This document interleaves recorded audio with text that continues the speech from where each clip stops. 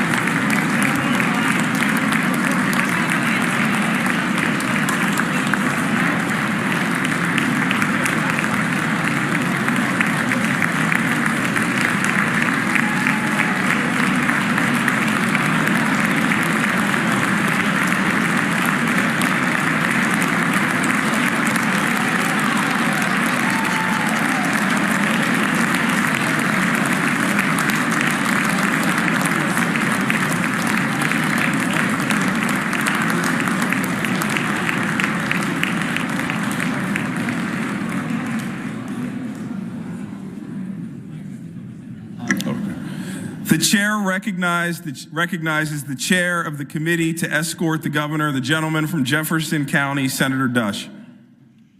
Thank you, Mr. President. Mr. President, Madam Speaker, members of the General Assembly, as chair of the committee to escort the governor, I wish to report that His Excellency the Governor is present and prepared to address this joint session. The chair thanks Chairman Dush and the committee. Members of the General Assembly, I now have the honor and the high privilege of presenting His Excellency, the Governor of the Commonwealth of Pennsylvania, Josh Shapiro.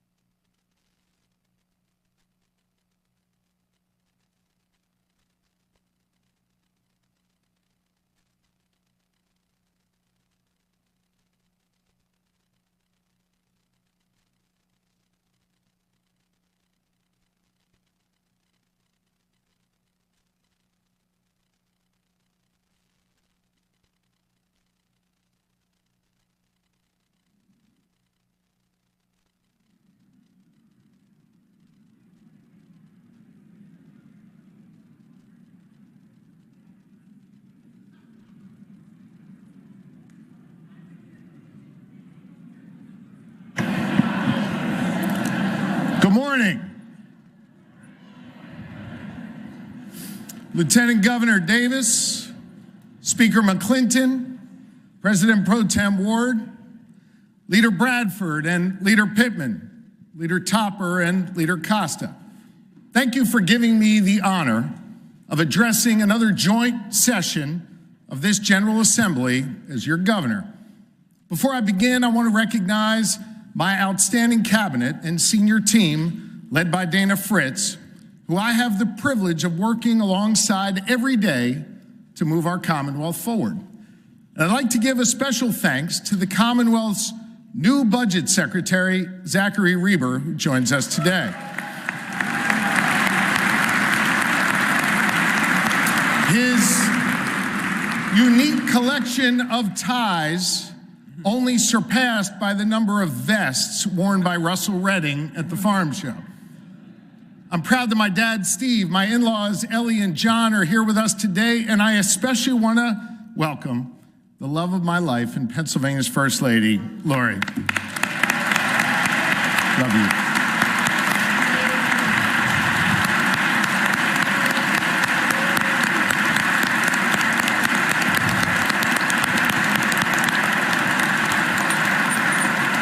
Let the record reflect that this chamber has had the wisdom to deliver 4 standing ovations to the First Lady of Pennsylvania over the years. I love you. To the senators and representatives who are gathered here today, truly thank you for your service. And to our fellow Pennsylvanians who entrust us to do this work and join us today, welcome to all of you. At the beginning of every year, we convene in this beautiful chamber to begin our work. And this year, as I lay out my vision to build on the progress we've made, I want you to know that I am just as motivated today as the day I started. I'm humbled by the history that walks these halls where we are blessed to work. The eyes of history are literally looking down on us today, as the great apotheosis of Pennsylvania reminds us. Painted into the rock just above where the speaker sits, and serving as the foundation for the temple above me, is a special passage from the book of Deuteronomy. Remember the days of old. Consider the years of many generations. Ask thy father, and he shall show thee, thy elders, and they will tell thee. I recall as a young state representative sitting in Representative Briggs' seat, looking up at this mural and seeing the likes of Ben Franklin and Thomas Paine and Thaddeus Stevens. These are our elders, and their example should guide and inspire us. Men like Franklin and Paine and others gathered in Philadelphia 250 years ago to begin this grand experiment in the greatest system of governance the world has ever seen.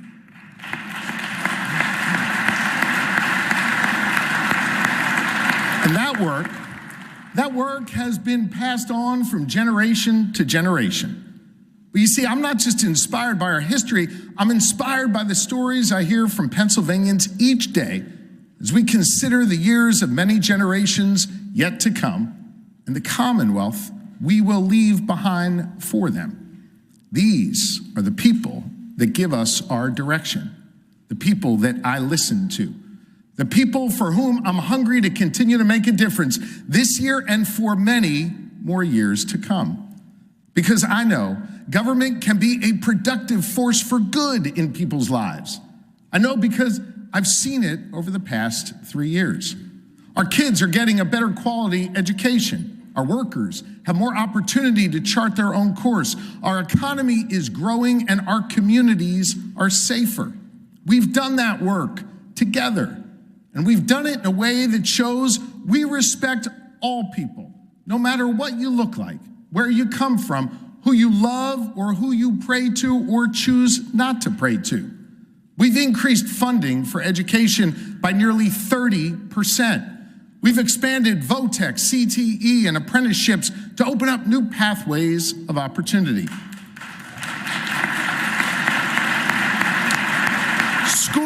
School attendance is up. Graduation rates are up. More young people are finding their passion in the trades. And for 31 straight months, our unemployment rate has remained lower than the national rate.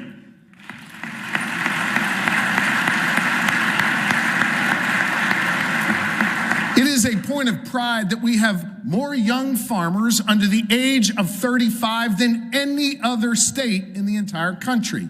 We're producing more energy today than ever before, 240 million megawatts because our all-of-the-above energy strategy is working. And since we last gathered, we landed the largest private sector investment in the history of our Commonwealth in Luzerne and Bucks counties.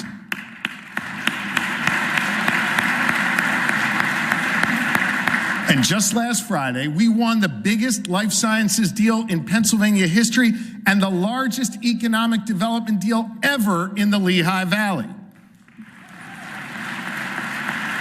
If you don't believe me, look at this smile on Boscola's face. We now have the only state economy in the Northeast that's actually growing, according to Moody's. And Forbes rated us one of the best states in the country to start a business.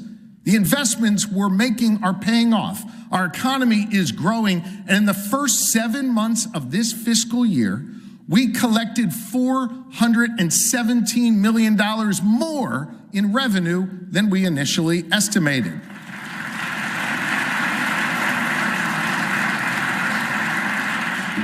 Our bond rating has gone up not once, but twice, resulting in taxpayer savings of more than $200 million.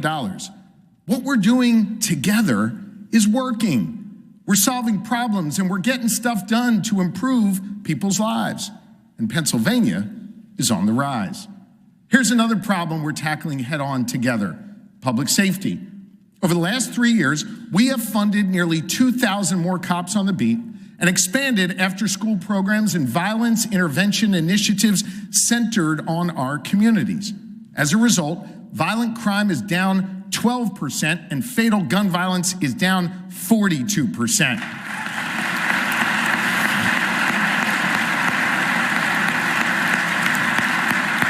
And I know we're joined today by Mayor Parker and Mayor O'Connor. Last year, Philly and Pittsburgh experienced the fewest homicides in decades.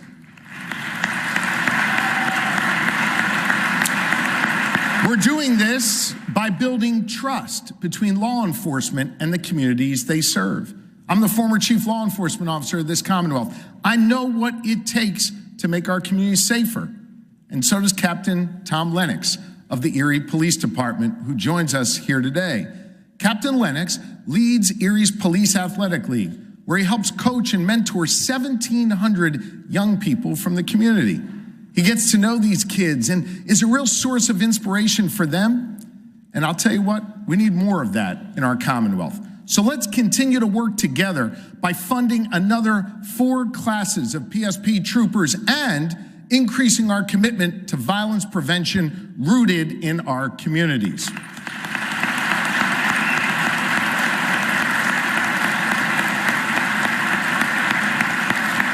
Lieutenant Governor Davis leads the Pennsylvania Commission on Crime and Delinquency, and he has been strategic in driving out $97 million to Erie's PAL and other violence prevention organizations. We thank him for his work, and it is working. We've more than doubled state funding for these initiatives, and this year we're building on that progress by further increasing that funding and expanding after-school programs through the LG's Boost initiative. And consider this, dollar for dollar, we've invested just as much in violence prevention as we have in training new PSP troopers under the leadership of Lieutenant Colonel George Bivens, because we understand that our two-pronged approach is the smart way to ensure public safety. But while we here in the Commonwealth, Democrats and Republicans alike, have worked together to make our communities safer, we've had to beat back attempts from our federal government to undermine that progress. When the administration cut $18 million for Homeland Security funding, money that PEMA Director Randy Padfield and our local communities used to detect threats and keep people safe, I went to court to protect Pennsylvanians, and we won. But understand, this isn't an ideological fight. It's about making sure Pennsylvanians get back what they are owed. You see, Pennsylvanians pay $158 billion in federal taxes every year, and we expect to get something for that money. And the federal government hasn't just tried to unlawfully withhold funding for public safety. They've also tried to do that for dollars for plugging abandoned wells and providing health care for rural communities. improving school infrastructure, and even providing food benefits through SNAP. They're breaking that compact they have with the people of Pennsylvania. That's why I took them to court 19 times and won each and every time, bringing billions of dollars back to our Commonwealth.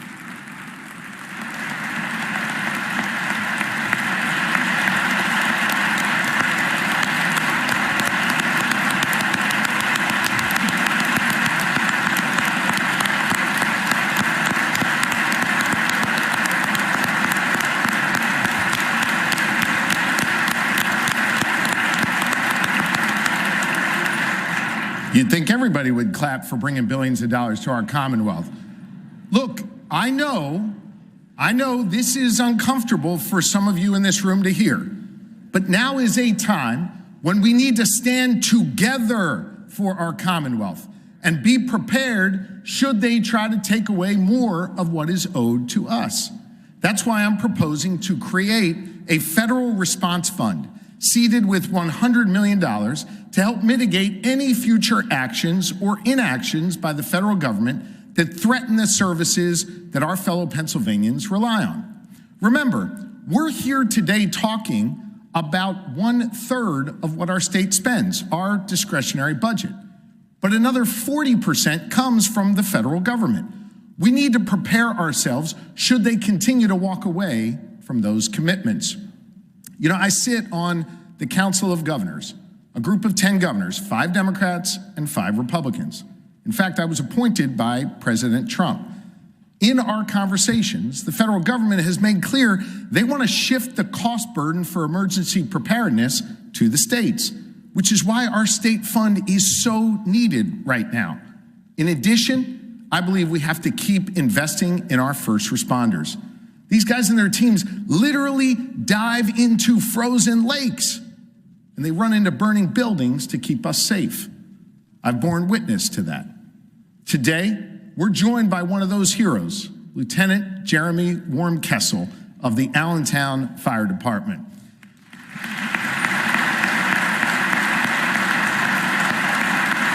Stand up. We appreciate you.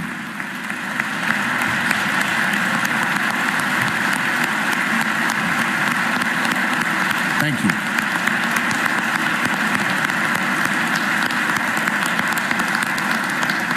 The historic firehouse that they work out of in Allentown is 100 years old. It's the largest and busiest in the city, but the walls are literally falling down and the heat often doesn't work. The Commonwealth already provides some funding for fire companies under the leadership of Commissioner Cook, but the current system doesn't allow them to make major investments like repairing their building. $30 million in competitive grants would change that and give Allentown the opportunity to upgrade this firehouse. Look, public safety is at the heart of our work as elected leaders. And if our communities are safe, then we provide a strong foundation for real growth. I hope you will join me in standing with our first responders, not just clapping for them today, but funding their needs every single day.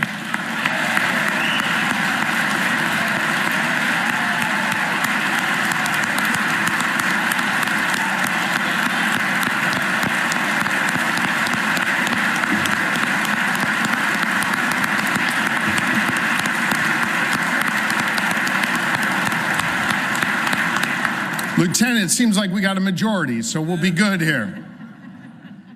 Look, a safe community is a critical ingredient for economic growth. On my watch, we have experienced record economic growth. Consider this. In just 3 years, we've created over 21,500 new jobs, secured over $39 billion in private sector investment. That is more than the previous 15 years combined. 15 years combined.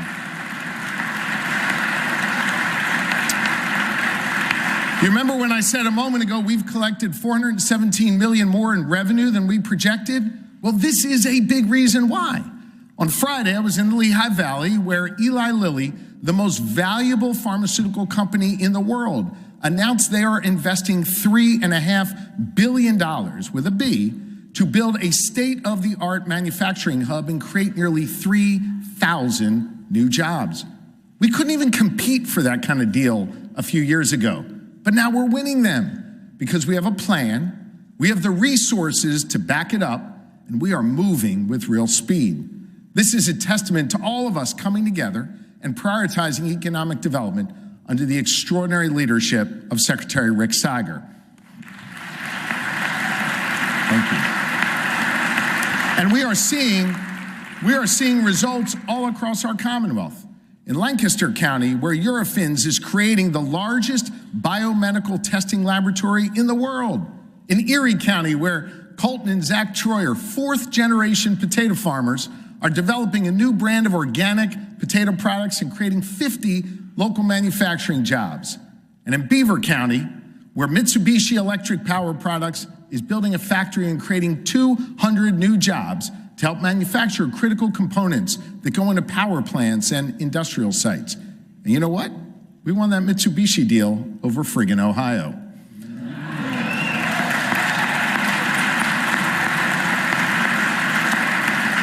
I'm pleased to see so many business leaders and CEOs and members of chambers from across the state joining us here today to celebrate what we're doing because they know what we are doing is working.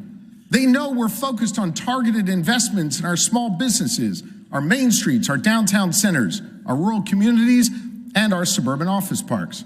And they know we're cutting taxes, not raising them. And while we've made great strides, we got a lot more to do, like making sure everyone has a way to get to work, whether that's on a rural road or over a suburban bridge, or yes, whether that's on mass transit.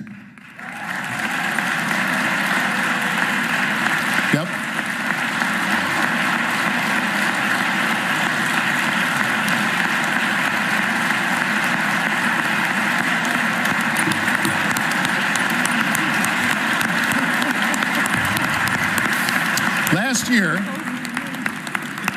Last year, Secretary Carroll and I stepped in to provide a bridge for our two largest transit systems for the next 2 years. This budget calls for sustainable, recurring funding for mass transit to begin in 2027. I bought us 2 years, but we have to keep working at this because this isn't a problem we can ignore. Mass transit helps drive our economy, and this is an issue of economic competitiveness. And y'all know I'm competitive as hell, and I want to win, and we're winning a whole lot. And to win, we need to innovate. We've always been a hub of innovation since the days of Ben Franklin. That's why, as Secretary Russell Redding knows, having the only ag innovation fund in the country has been so successful, funding 88 projects in 45 counties and giving farmers the tools they need to succeed and grow. Let's learn from that experience and build on our success by creating Innovate in PA 2.0 to support our startups and help them grow too. And listen, this actually isn't a new idea, but we have a chance to make it better. Back in 2013, under a Republican governor, this body launched the Innovation Fund, seeded with $100 million in tax credits. A Democratic state senator sponsored it, and 99% of Republicans in the House and Senate voted for it. Let's fund it again and be even more targeted and use those dollars to provide capital for promising startups, to fund clinical trials for life sciences, and develop a workforce and education pipeline to help these companies succeed. We know this works in Pennsylvania.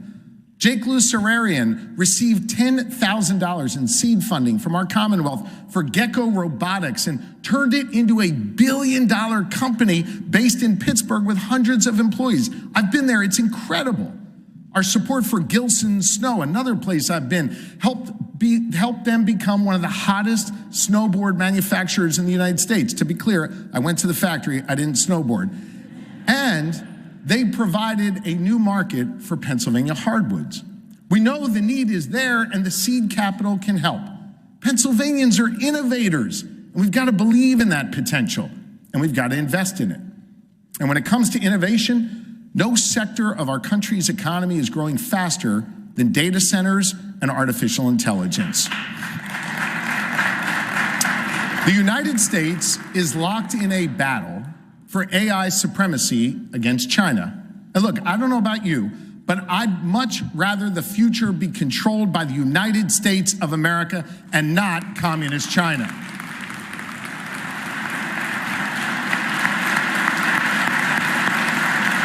And so if you believe that as I do, then recognize Pennsylvania is well positioned to play a leading role in that effort.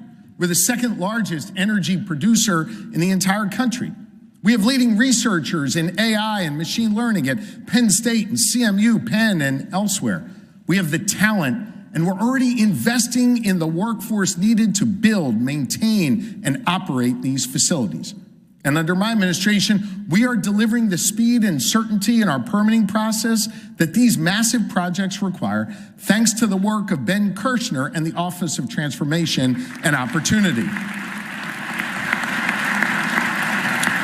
It's no wonder why last summer, Amazon chose to invest $20 billion in our Commonwealth, the largest investment in the history of Pennsylvania. And at the same time, we need to be selective about the projects that get built here. I know Pennsylvanians have real concerns about these data centers and the impact they could have on our communities, our utility bills, and our environment. And so do I.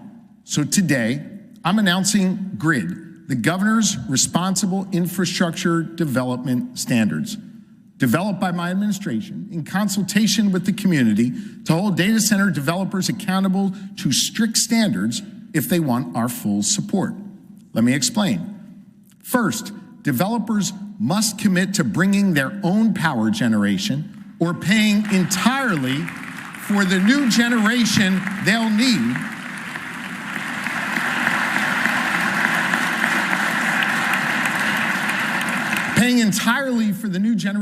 need and not saddling homeowners and businesses with added costs because of their development. Second, developers must commit to strict transparency standards and direct community engagement. Too many of these projects have been shrouded in secrecy, with local communities left in the dark about who's coming in and what they're building. That needs to change, and it will. Third, these projects need to hire and train local Pennsylvania workers.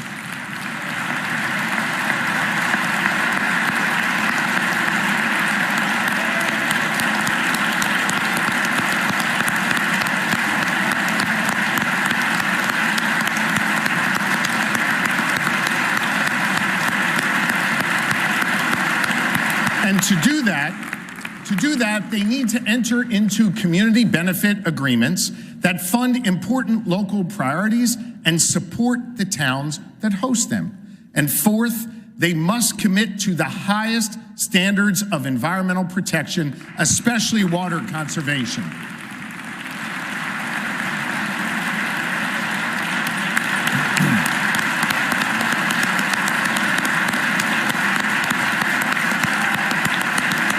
And so, if companies adhere to these principles, they will unlock benefits from the Commonwealth, including speed and certainty in the permitting process and our available tax credits.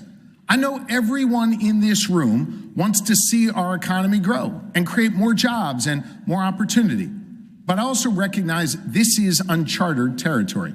So let's come together, codify these principles, and take advantage of this opportunity.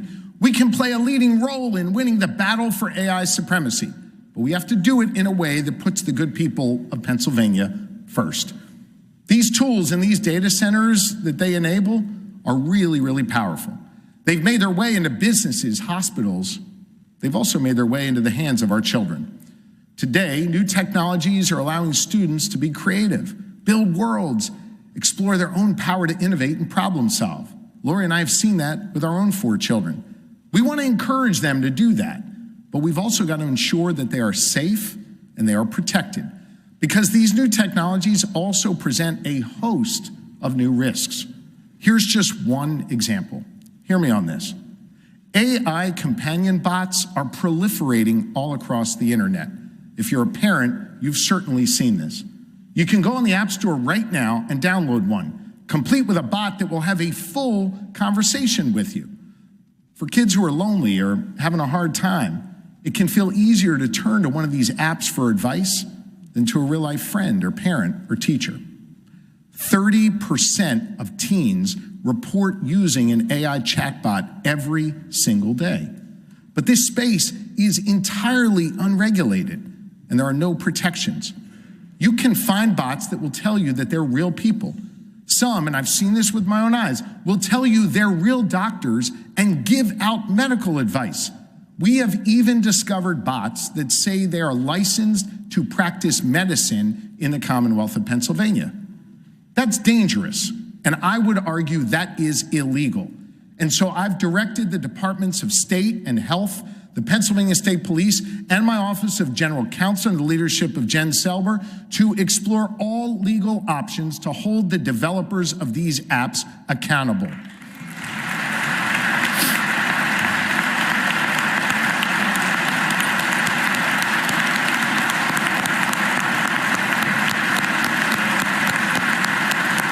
This is something we need to work on together.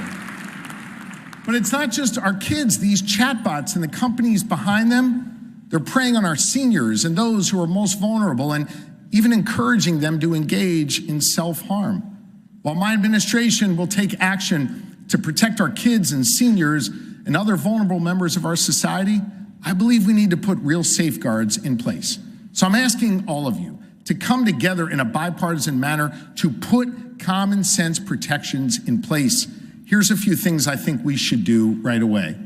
Let's require age verification and parental consent because some kids are just too young to understand the difference between AI and a real person.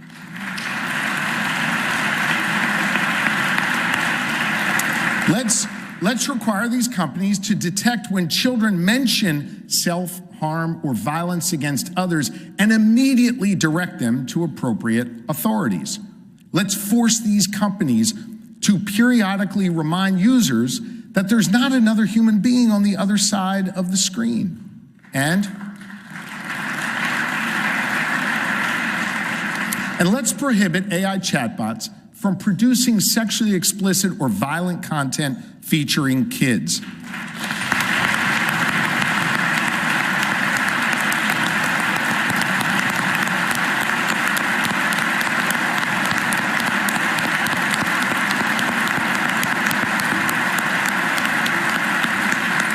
I know this space is evolving rapidly, and I think we need to and we can act quickly together to protect our kids. And look, this General Assembly has a track record of looking out for our kids. We've invested a record amount of money in public education and created a brand new formula that drives that money out to the schools that need it most. And we pledge to keep doing it until we meet our obligations set forth in Article 3, Section 14 of our state constitution, which guarantees every Pennsylvanian access to a thorough and efficient system of public education. As a result of the investments we've made so far, and thanks to Dr. Rowe and her team at the Department of Education, schools have served more than 224 million free breakfasts to our kids.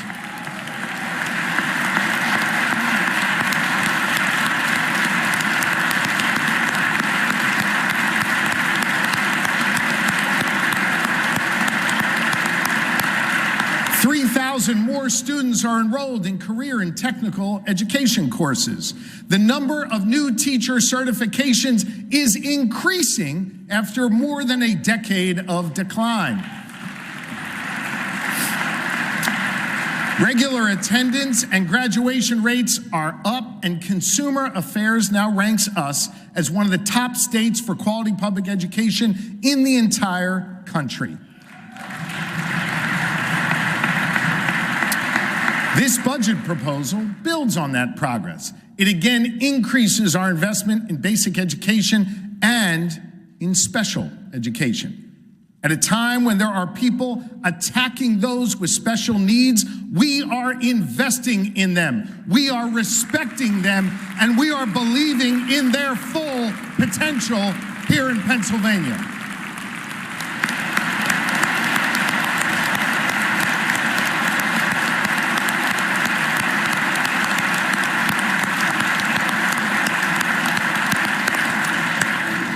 thank all of you for the bipartisan consensus we have here in Pennsylvania to do that. This budget again directs $565 million more to the schools that need it most through the new adequacy formula that we created together. And it builds on the work. We started last year to reform our cyber charter system, bringing savings for public schools up to $250 million this year. We funded mental health services in nearly 800 schools and helped hire more than 200 new mental health counselors for our students. This budget will allow even more schools to follow their lead, and my plan expands on that work even further by ensuring that those dollars can also be used to hire substance use disorder counselors. I was in Tunkhannock just the other day with Secretary Bogan and Secretary Davis-Jones, hearing from professionals on this. And together, we're going to deliver for those people in need. Supporting our kids means investing more dollars in our schools and ensuring that they have a healthy, productive learning environment. One way to do that is to get the distraction of cell phones out of those classrooms.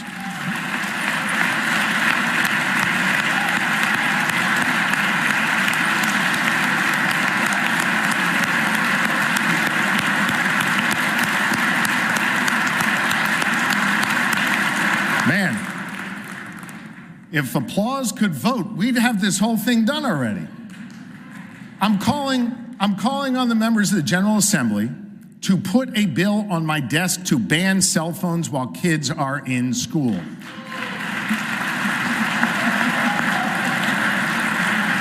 I know there are bills in both chambers to do this. I urge you respectfully to come together and send a bill to my desk. Students need to spend less time focused on their phones and more time focused on learning, on talking to their friends face to face, and on developing the critical skills that they will need later in life. Here's another thing we can do to strengthen student well-being. Let's give students the opportunity to take a break during the day and get some exercise if they are able, to clear their heads and not feel the pressure of being in a classroom for 5 or 6 hours in a row. I've directed the State Board of Education to develop recommendations for schools to guarantee recess for our students.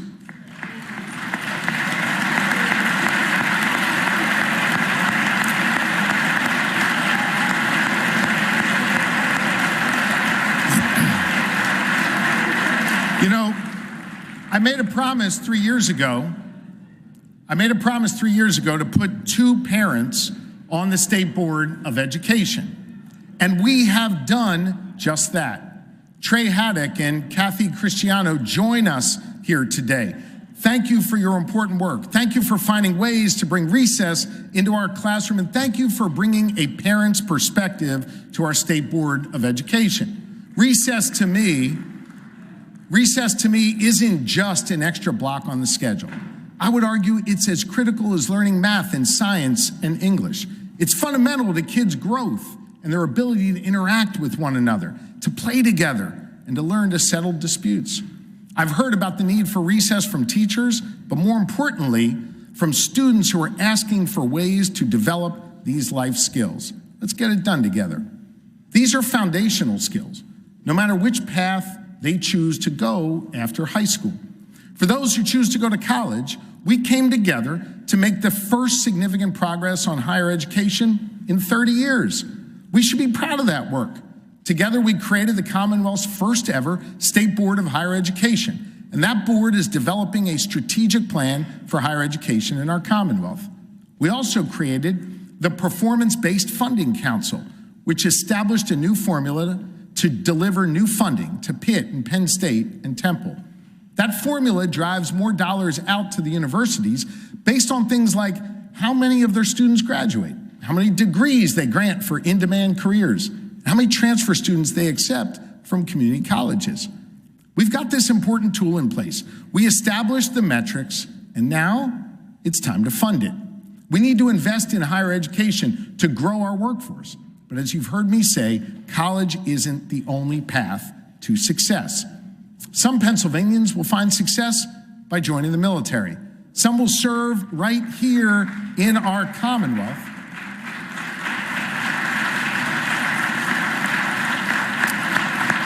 Some will serve right here in our Commonwealth by joining the Pennsylvania National Guard. And I want to welcome Adjutant General Pippi back here to the chamber today and thank him and all 17,000 service members for their dedication to our Commonwealth and our country. Thank you, General. Some Pennsylvanians will enter the workforce after high school and begin building their career right away. Some will enroll in an apprenticeship and join the trades. And some, after spending time, clap for the trades.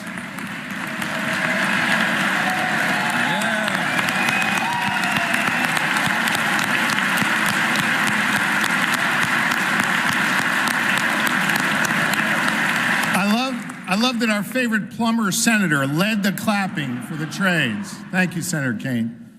And some, after spending time in the workforce, they'll go back to school to learn new skills and further their career.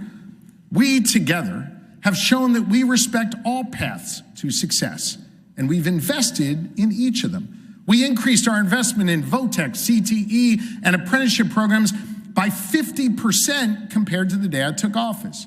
As a result, we have thousands more students taking CTE classes. We've registered 231 new pre-apprenticeships and apprenticeships, and more than 39,000 of our fellow Pennsylvanians have participated in an apprenticeship during my time as your governor, in fields ranging from welding to nursing to dairy herd management. Those investments are making a meaningful difference, and they're creating pathways of opportunity. Pennsylvanians like Juana Cadilla Savaya, who started charting her course at the Reading-Muhlenberg CTC back in high school. She discovered a love for engineering and went on to earn degrees from Thaddeus Stevens and Penn State Berks. She now works as an engineering technician, all because she had the opportunity to go to a CTC back in high school. Juana is home with her newborn baby watching live on the live screen. Hey, Juana, and I want you to know we are proud of you here in this chamber.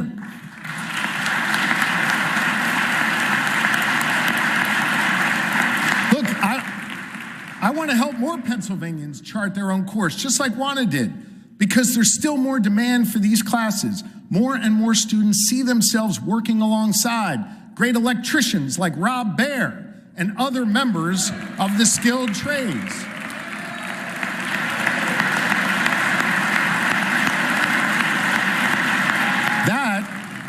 That's why we need to increase CTE funding by another $18 million this year, bringing our total investment to $200 million. And while we increase our investment, let's also cut the red tape for CTE students so they don't have to repeat classes that they've already taken as part of their gen eds. Together, we can make it easier for kids taking CTE classes to graduate with all the credits they need. I've seen the look on a young person's face when they discover the thrill of being a beautician, or that sense of purpose when they realize they want to become a chef. Let's give more students that opportunity. The way for Pennsylvania to continue to be competitive is to provide the skills and the training we need right now, given our demographic challenges. The chairman knows this. Today, our kindergarten classes are 26% smaller than our high school graduating classes. With fewer students going through the pipeline, we have to be hyper-focused on outcomes and giving them the skills that they need. And we can't lose sight of the fact that there are literally hundreds of thousands of Pennsylvanians who could be added to the workforce if we take care to give them the tools they need to succeed. Take the 614,000 Pennsylvania adults who don't have a high school degree, for example. That's a ton of untapped potential. Right now, there are 7,500 Pennsylvanians who are sitting on a waiting list to get into adult education initiatives that ultimately lead to their GED. And the need is all across our Commonwealth.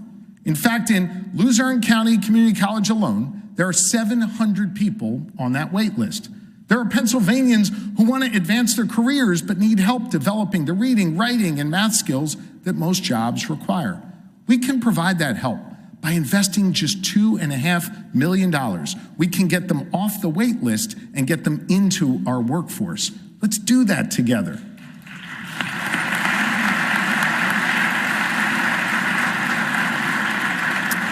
There's another group with untapped potential, and not enough people appreciate what they have to offer: Pennsylvanians with disabilities. Lori's done extraordinary work on this. Lori and I care deeply about making sure Pennsylvanians with disabilities find jobs, and the companies that hire them find great value in the work that they do. We recognize the unique strengths they bring to our communities.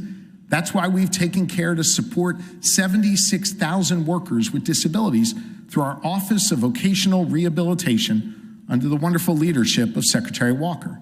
Lori has met with CEOs from 20 Pennsylvania companies to discuss the benefits of hiring people of all abilities. And each one of them has agreed, and this budget invests more in the work that OVR does. Thank you for your work.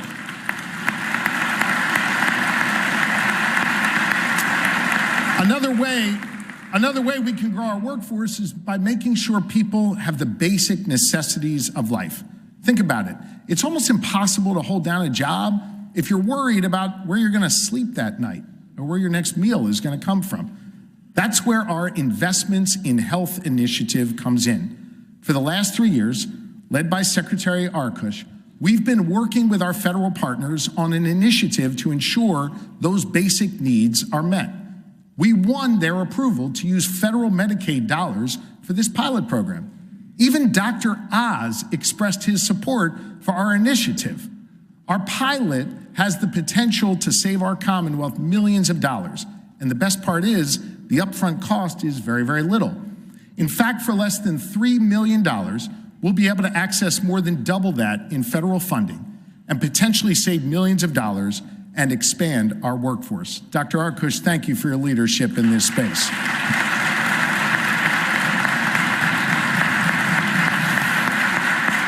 We're also making targeted investments to address some of our critical workforce shortages. Let me give you an example. Last year, we all of us identified a problem, that we don't have enough childcare workers, and that's because we don't pay them enough. So we came together to create the first state-funded childcare recruitment and retention grant in Pennsylvania history. We gave $450 to 55,000 childcare workers across our Commonwealth, and we showed them the respect that they deserve. People like Leah Lazowski, a teacher at Riverview Children's Center in Allegheny County, who I met in December. Leah has spent more than 20 years in this field. It's a passion for her. And this bonus will help her and her childcare workers like her keep doing that vital work. We've already received more than 4,300 applications from childcare centers to pay their workers and recruit more. The demand has been overwhelming. So this budget doubles down on that work and includes an additional $10 million to raise that recruitment and retention bonus from $450 to $630.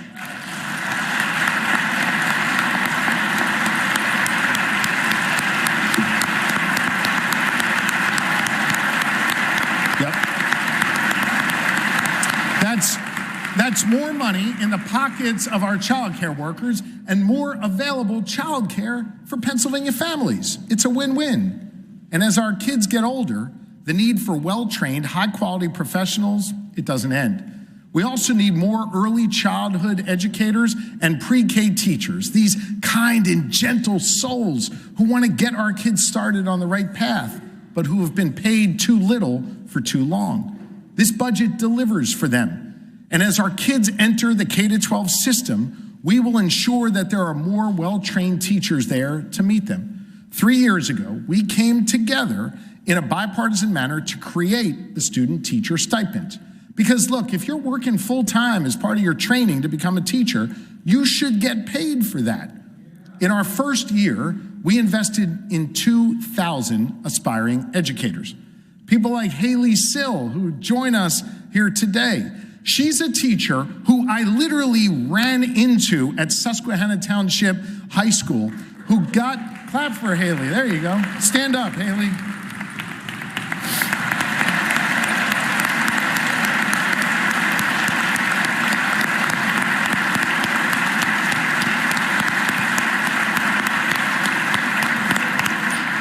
She came bounding out of her classroom to tell me she just graduated Pitt, H2P, and she got this stipend, which led her into this classroom in South Central Pennsylvania. And she came here to Harrisburg to help advocate for more students to be able to get it. We need more Haleys in our classroom, so let's increase our commitment to this initiative that we know works. As she and the other 2,000 student teachers show, if we put more money in people's pockets, we can get them into the jobs they love. You know how else we can put money in people's pockets? By finally raising the minimum wage here in Pennsylvania.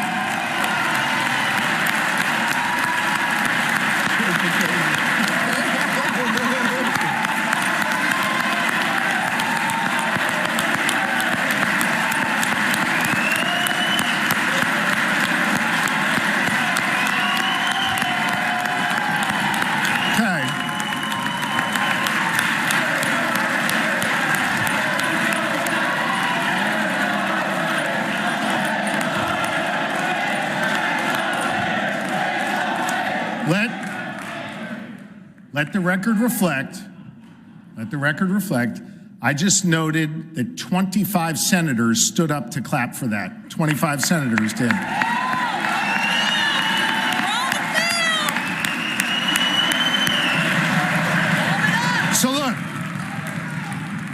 So look, our minimum wage in Pennsylvania has been stuck at $7.25 for the last 16 years.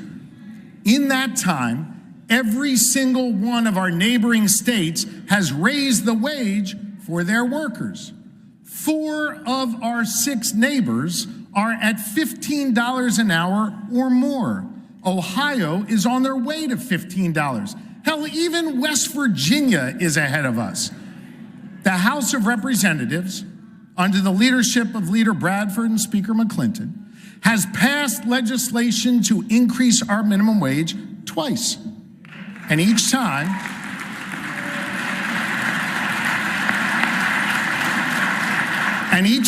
despite the fact that there are obviously 25 votes in the Senate has refused to act. As Senator Tartaglione will tell you from the floor of the Senate later today, it has been 7,150 days since Pennsylvania last passed legislation to raise the minimum wage. That's hurting over 500,000 workers who are still making less than $15 an hour. But listen, clearly those arguments haven't convinced our friends in the Senate to act over the last decade and a half. So let me offer one more reason why we need to do this. Because raising the minimum wage to $15 an hour will save this Commonwealth $300 million a year on entitlement programs like Medicaid.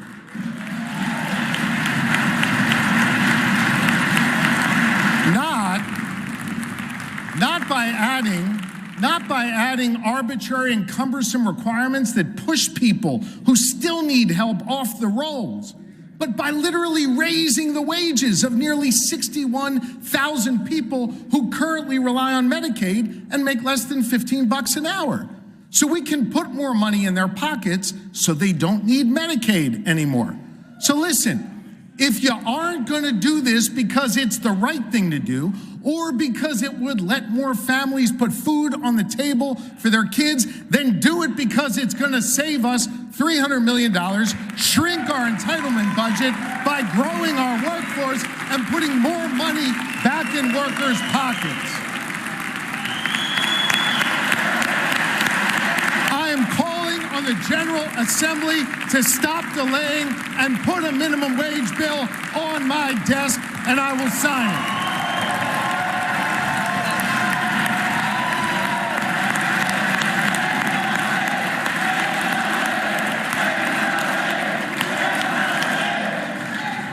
So look, whether you're earning minimum wage or not,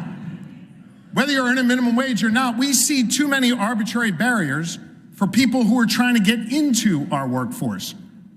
And my administration has led the way on fixing this. On my first day in office, I signed an executive order doing away with the college degree requirement for state government jobs. We tore down that wall that had been erected over time, and instead, we built a bridge to opportunity. Since then, 60% of our new hires don't have a college degree. But it isn't just Commonwealth employees who are benefiting from our focus on breaking down barriers. It's everyone who needs a license, permit, or certification from the Commonwealth to be able to practice their craft. Let me give you some examples.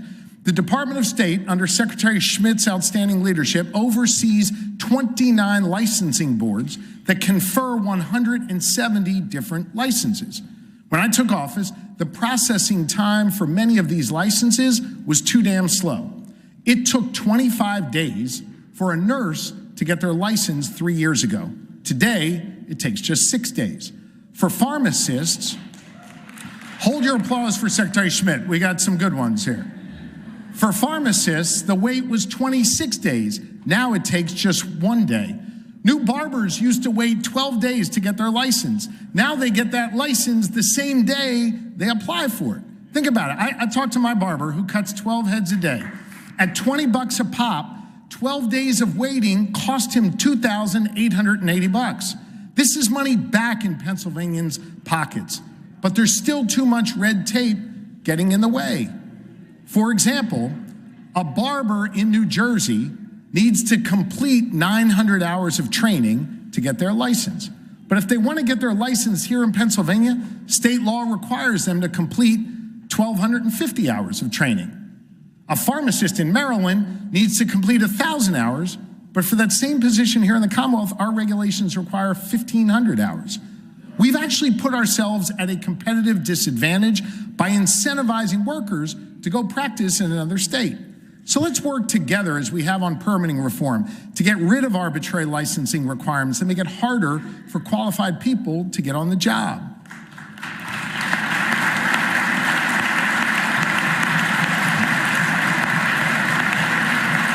And I thank Secretary Schmidt for his leadership in this space. In addition to the changes in the law that we can do together, I've directed Secretary Schmidt to conduct a comprehensive review of our licensing requirements and report back, not in a year or 6 months, but in 30 days, to ensure Pennsylvania is competitive with our neighbors. Look, everyone in this room wants their doctor to have completed their schooling and gone through a rigorous licensing process. I get that. And we all want our engineers to demonstrate that they know how to build a bridge. But we also have to acknowledge that some of this red tape is just unnecessary. And by eliminating it, we can tear down those walls that keep people out of our workforce, preventing people from getting the help that they need and deserve. Let me give you just one more example. The need for licensed mental health professionals is growing here in our Commonwealth. Demand for licensed social workers is projected to increase by another 12% over the next 4 years. Fortunately, there are amazing students like Paige Lombard, who's watching at home, hey Paige, who are studying to do this work. But right now, they have to complete their coursework and also complete a licensing process that's largely duplicative. Secretary Schmidt has partnered with our social work schools and with the Pennsylvania chapter of the National Association of Social Workers to support changes to our laws that will ensure that the final exams cover all the licensing requirements so students can receive their diploma and their license on the day they graduate. It's common sense.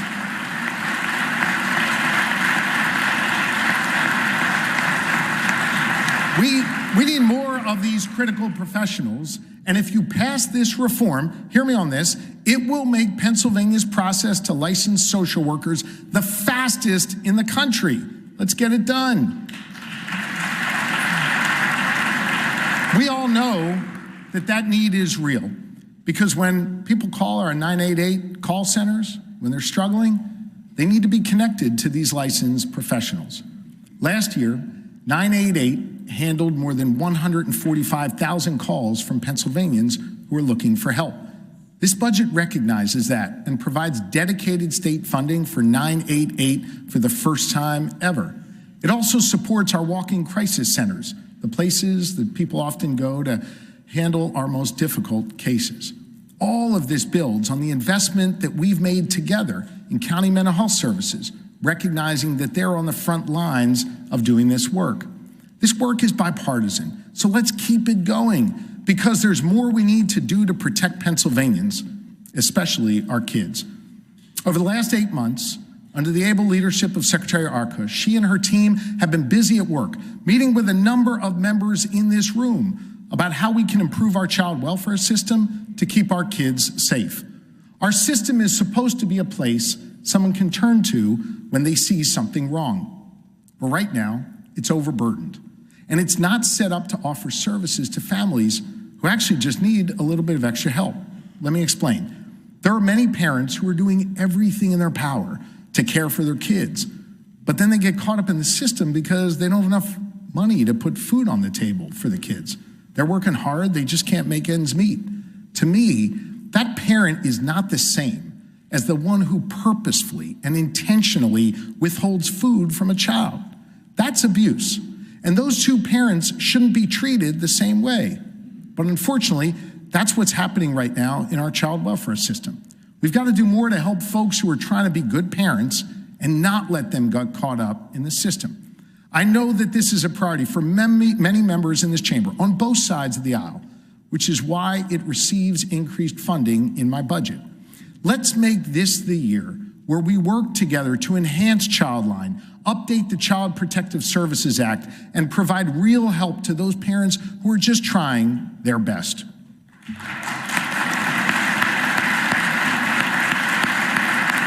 We can do that while at the same time holding accountable those who are abusing and neglecting our children. And I held child abusers accountable as Pennsylvania's Attorney General, uncovering thousands of cases of abuse by hundreds of predator priests in a cover-up that extended all the way from Pennsylvania to the Vatican. I put behind bars pediatricians and teachers and coaches who abused children too.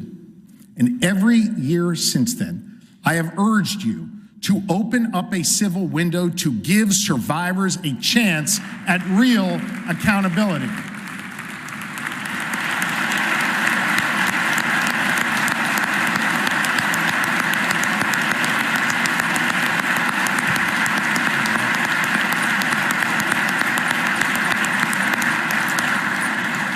Leader Bradford has put a clean bill on the House floor 6 different times over the last 3 years, and it has passed each time. But I gotta say it, I gotta call it out. Senate Republicans have refused to act. Stop cowering to the special interests like insurance companies and lobbyists for the Catholic Church. Stop tying justice for abused kids to your pet political projects. Start listening to victims. Listen to the victims.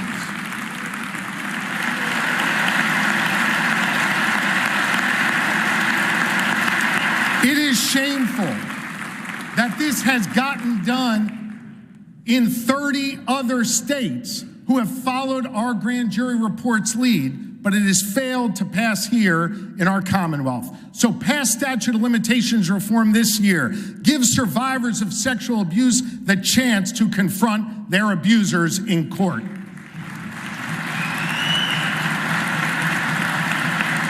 And just like we protect our kids, we've also got to make sure that there are strong protections in place to guard against those who would exploit abuse of our seniors. Under Secretary Kavulich's leadership, the Department of Aging has completely revamped the system for monitoring our Commonwealth's area agencies on aging, or AAAs. AAAs provide a lot of the services that older adults in Pennsylvania rely on. They also investigate when an older adult is the victim of fraud or abuse. Secretary Kavulich has created a new system that judges every AAA on a set of criteria across 11 different categories. And for the first time ever, we are now posting those results on the department's website. That's why the secretary and his team have received national recognition from experts in the field for these reforms. And my budget funds this important public safety initiative. But we need more than just funding. We need to update our laws, too, to protect our seniors. It has been nearly 30 years since the Older Adults Protective Services Act was really updated. It's so outdated that it doesn't even cover financial exploitation, the fastest growing form of elder abuse.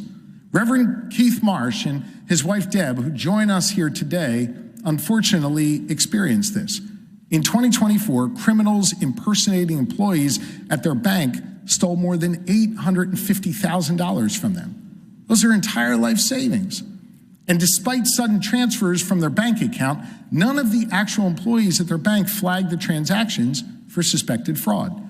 We need to put more safeguards in place. And so that's why I'm calling on the legislature to update our laws to include financial exploitation as a crime and empower DAs and attorney generals to prosecute these crimes. This is one of the many reforms we need to make to this law. So let's come together and get it done. It's common sense. To protect our kids and our seniors, we need to make sure every dollar we appropriate for their benefit goes to them and doesn't get fleeced from the system. As Attorney General, I prosecuted dozens of fraudsters and those who stole public benefits. Now the Office of Inspector General, led by another former AG, Michelle Henry, has continued that work alongside other state agencies. We combat fraud wherever we find it, and we put real resources into this effort because it's important to ensure that public dollars go to the people who really need them. In 2024, Pennsylvania charged 119 cases of Medicaid fraud and recovered more than $11 million. That's good. But we can build on those strong safeguards and give ourselves more tools to prosecute waste, fraud, and abuse by finally passing a False Claims Act in Pennsylvania.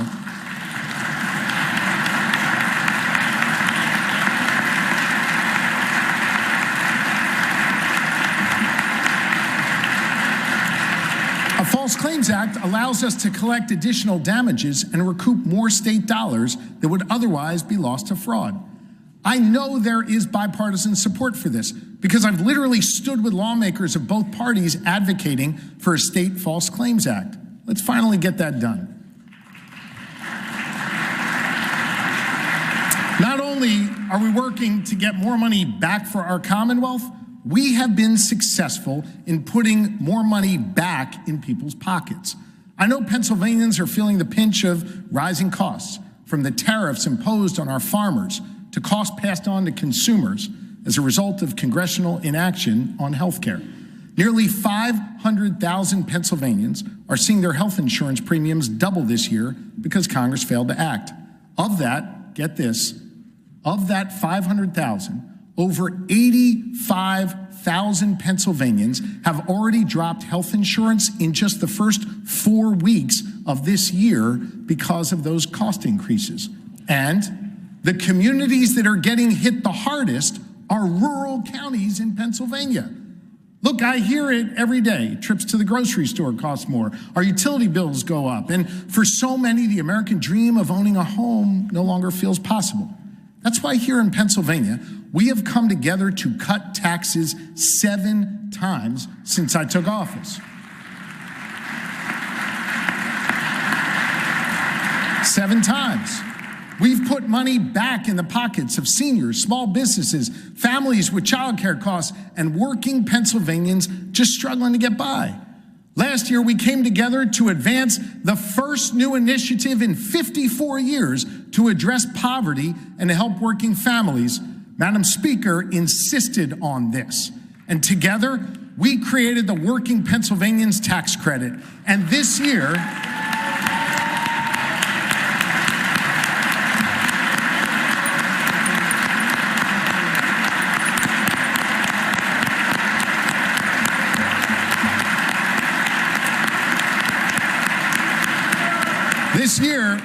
This year, Madam Speaker, it is going to put $193 million back in the pockets of 940,000 Pennsylvanians.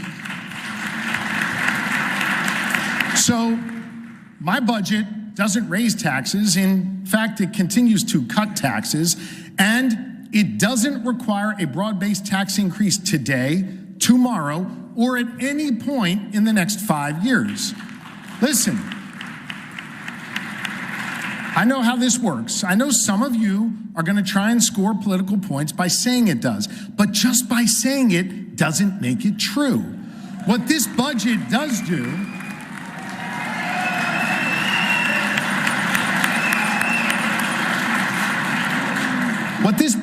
do is finally regulate and tax skill games and pass comprehensive cannabis reform in Pennsylvania.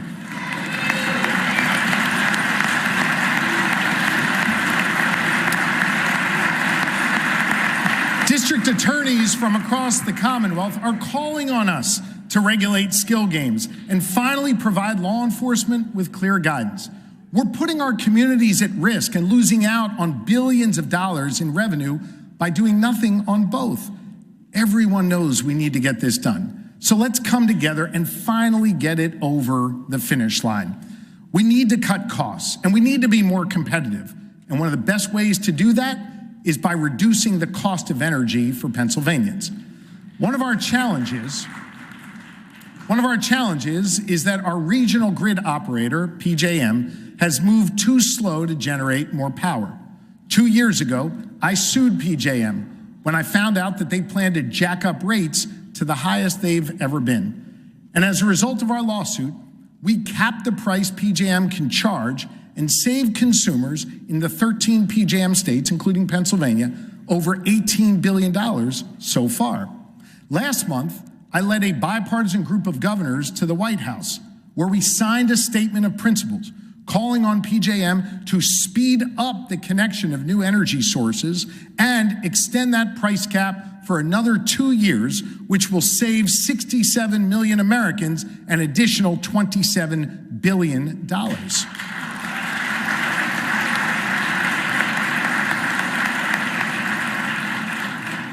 I'm going to let the Trump administration know you didn't clap for them. All right. PJM is just one part of the problem. But we know that there are other factors that affect Pennsylvania utility bills. The amount that comes from the energy you use represents only about 20% on your bill. Another big chunk comes from fees and costs that your local utility company charges to get electricity to your home.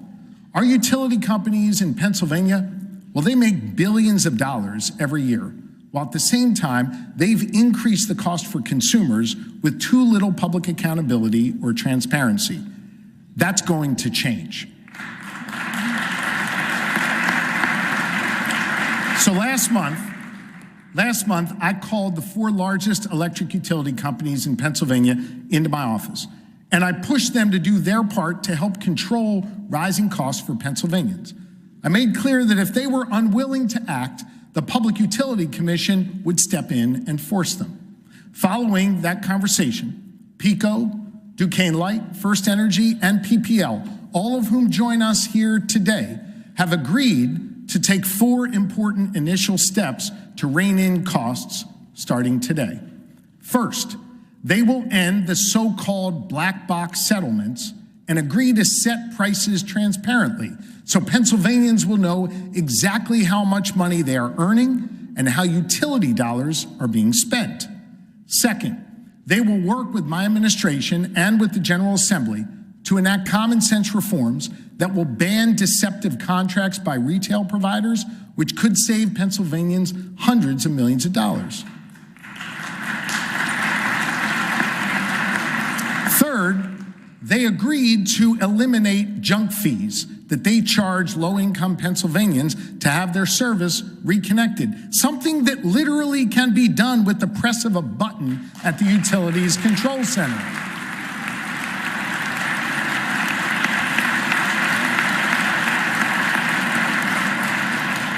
And that alone will save Pennsylvanians millions of dollars each year on their bills.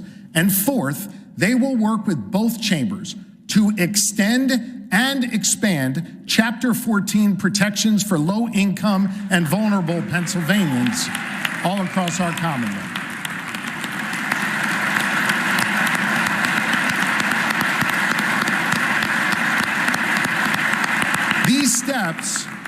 These steps will save consumers money immediately. And while I do appreciate our utility leaders for working together to cut costs for consumers, I want to be clear, this is just a start. They have a lot more work to do. And so that's why I'm taking 3 further steps today. First, I'm calling on the PUC to better scrutinize utility spending. I want the PUC to examine every single line of every single bill to ensure each customer dollar is being well spent. We're joined today by Chairman Steve DeFrank and members of the PUC who have agreed to begin working on this immediately. Thank you for your service to the people of Pennsylvania.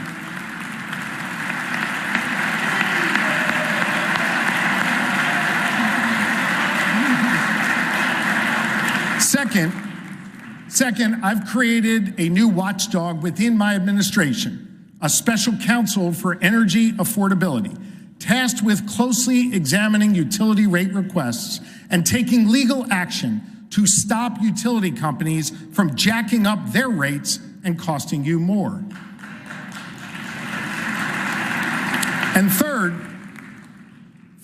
look, we need to have a hard conversation about the amount of profit utilities and their investors make on the backs of hardworking Pennsylvanians. S&P Global Ratings currently ranks Pennsylvania as one of the top 4 states in the country for utilities to make a profit. At a time when consumers are struggling with high costs, our utilities need to be more sensitive to the realities of their customers. I'm working with the PUC to prevent excessive utility profits this year. But the General Assembly needs to take action to lower costs for consumers going forward by giving the PUC a set of benchmarks to follow when determining how much profit a utility company can make. Because understand, we grant these utilities a monopoly, and in exchange, they have a legal responsibility to keep their costs just and reasonable. They shouldn't get $1 more than what they need to meet their customers' demand. Together, these steps will save Pennsylvanians over $500 million on their energy bills every year. And if you act with legislation, the savings can be even greater. But look, I recognize the most consequential way we can lower energy prices is by generating more energy. It's a simple supply and demand. Pennsylvania is an energy leader. We should be proud of that. And I'm an all-of-the-above energy governor. And for the last several years, I've heard people on the other side of this building making excuses for why they couldn't talk about energy. And those excuses always centered on Pennsylvania's entry into RGGI way back in 2019. So we came together on a bipartisan basis last year to remove RGGI from the conversation.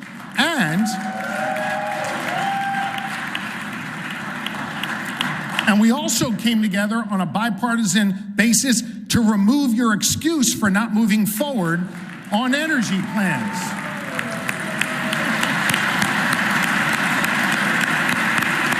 So now is the time to act.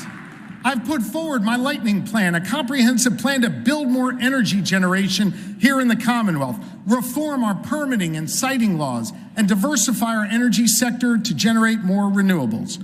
My plan will save consumers $664 million and create 15,000 energy sector jobs, Rob Baer. And it is supported by labor leaders, environmentalists, consumer advocates, and even energy producers. Look, this is my plan. If you don't like it, stop making excuses, put your proposal on the table, and let's get to work already.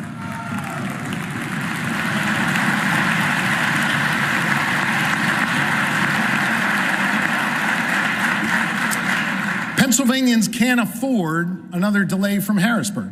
It's not just the cost of heat to heat our homes that's stressing folks out right now.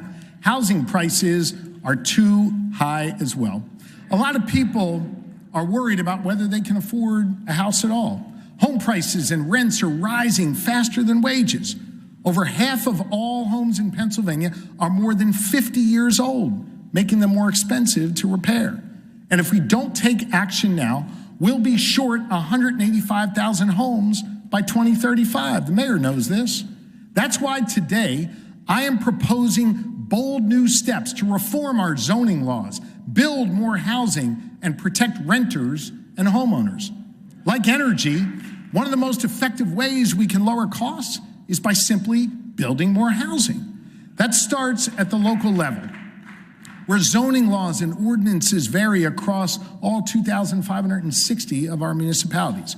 Yet right now, we literally don't even have a catalog of all those rules.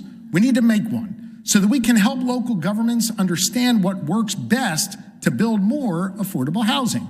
That also means working with local communities to modernize the municipal planning code, to build where it makes sense, and to cut red tape where it's necessary. It means creating standards for accessory dwelling units, facilitating transit-oriented development, and streamlining mixed-use development on main streets and commercial corridors.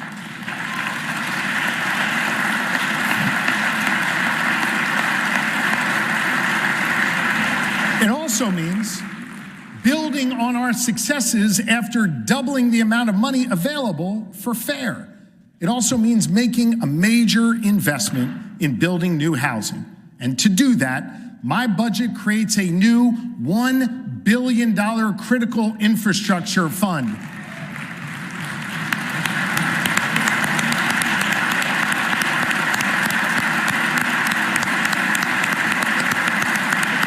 And this fund will be supported by issuing bonds that will go toward housing and other needed infrastructure projects. And thanks to our improved bond ratings, the Commonwealth will actually save $25 million compared to what this would have cost just 2 years ago.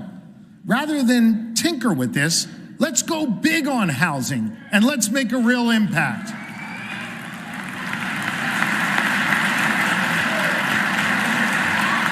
We need hundreds of thousands of new homes. And this is how we build them. But it's not just about building more houses and apartments. It's also about making sure those who live in them aren't taken advantage of. Right now, landlords are allowed to charge exorbitantly high fees just to submit a rental application. Those fees are meant to cover the cost of a background check.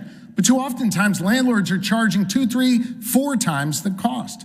I'm calling on a statewide cap on rental application fees, limiting them to the actual cost of screening and prohibiting landlords from charging fees before a tenant can view that property.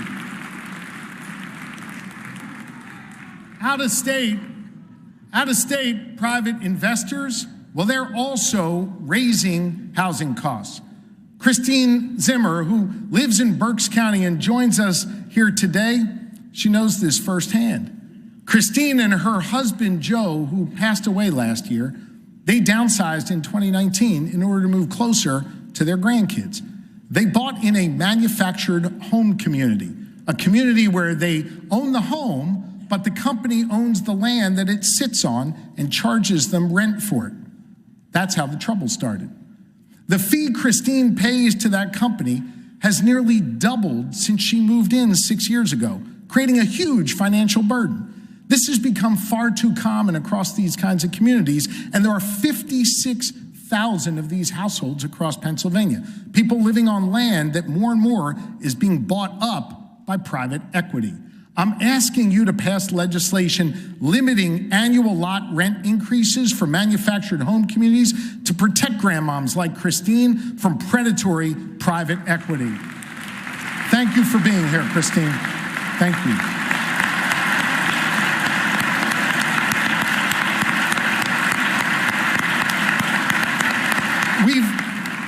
We've actually seen bipartisan bills in the Senate introduced on this topic. And just yesterday, a bipartisan group of House members stood together to advance this issue. Let's pass those together.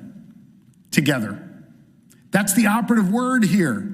We have shown what's possible when we work together, even when it takes longer than it should.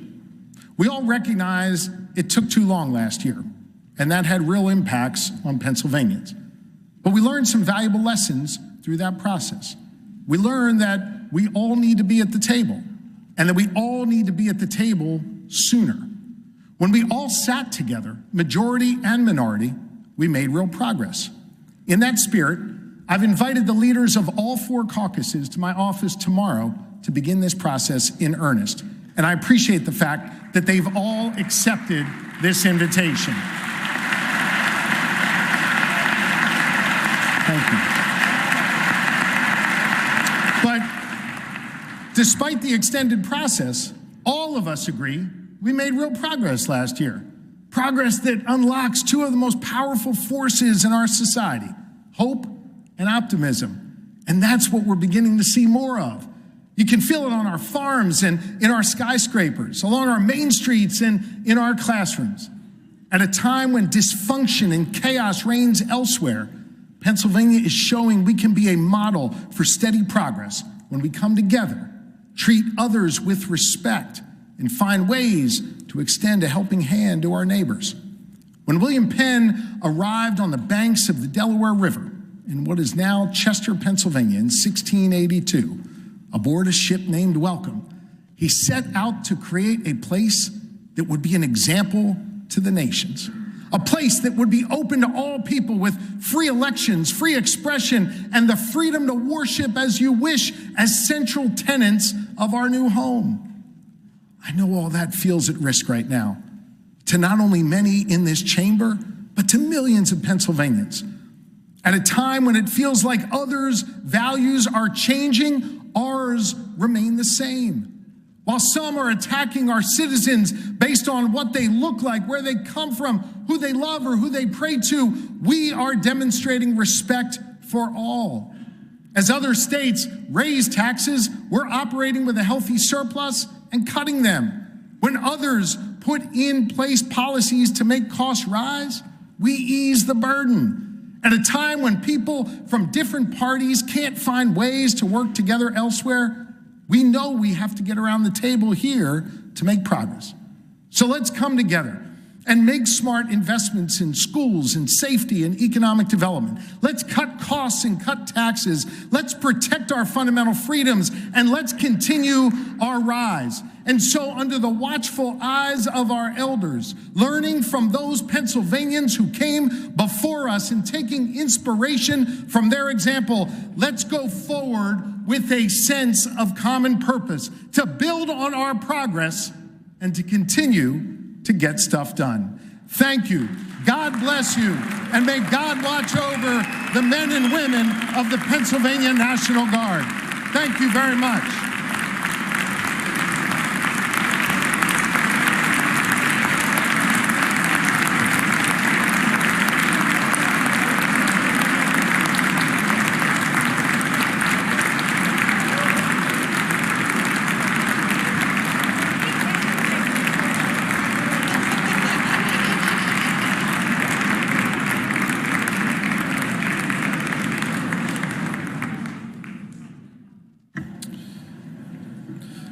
The chair asks that members of the House and visitors to please remain seated for just a moment while the members of the Senate leave the hall of the House. The business for which the joint session has been assembled having been transacted, the joint session is now adjourned.